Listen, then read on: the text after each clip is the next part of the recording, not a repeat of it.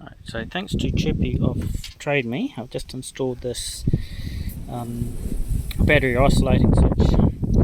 So its job is when the car is turned off, it'll separate the cranking battery from an auxiliary battery in the boot. And when you turn the car on and the cranking battery is up to charge, it'll put power out to the auxiliary. So how this is wired in at the moment, there is a wire comes from the positive to a 50 amp isolator. This is an automatic resetting breaker. I'm using 50 amp because that's what the Anderson connectors I will be using are rated at. Then from the batteries connected to the battery side of the isolator, it probably doesn't actually matter which one you do, but this is how it's labelled. And then from the auxiliary side, there's a wire that comes up into the isolating switch to give that power, and then the main wire coming out. I should have actually taken this wire from down the bottom, not from this side, but never mind. Anyway, so that wire goes to the boot, and in the boot I'll have a few extras wired in, power for a fridge, which I'm using during summer months while I'm out doing lawns. So the fridge keeps fluid cold and lunch cold if I have it, but there will be other things in there. The battery in the fridge runs down fairly quickly in the hot car in summer, so I'm wanting to add a bit more power to it. Anyway, so this thing here, when the I haven't connected that lead to anything yet, but it'll be done later. So when the car is turned off and the voltage drops, that thing isolates it. That is just reading 60 millivolt at the moment. I don't see if you should be able to see the MV under the 8 and the 9.8, so 59.8 millivolt is what is measuring there. That's probably just the multimeter zone floating around. Then you turn the car on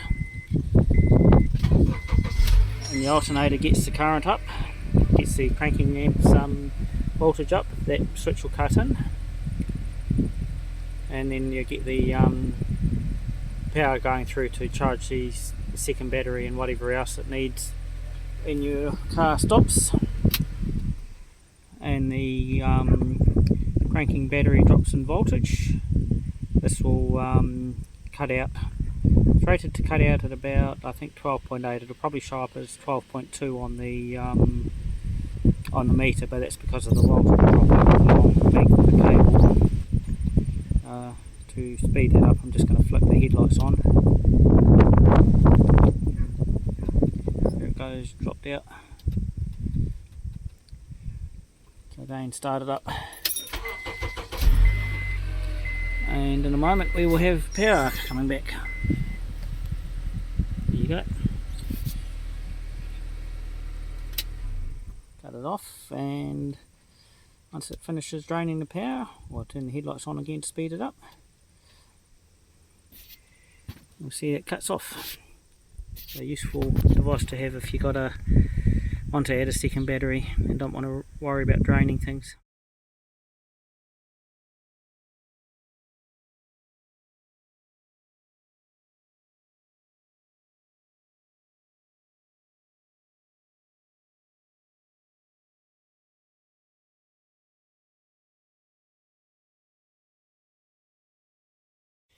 So the final result is I have a dual Anderson plug and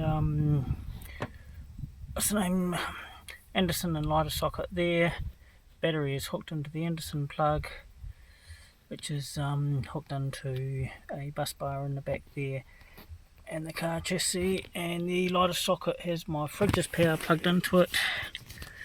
This is the connector for the fridge there. So currently it's running off that battery there,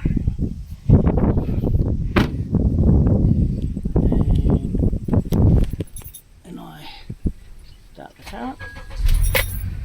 A couple of moments of the car recharging itself. You see the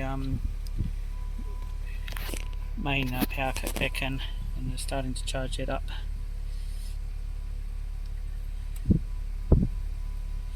And when the main power is off again,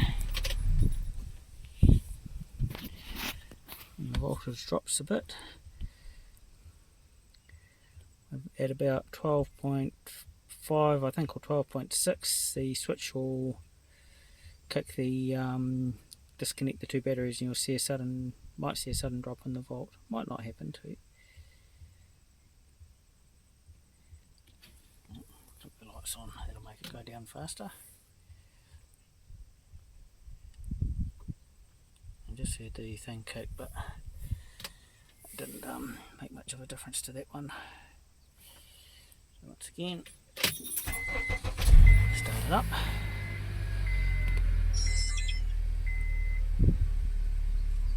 And after a few seconds we get the power back.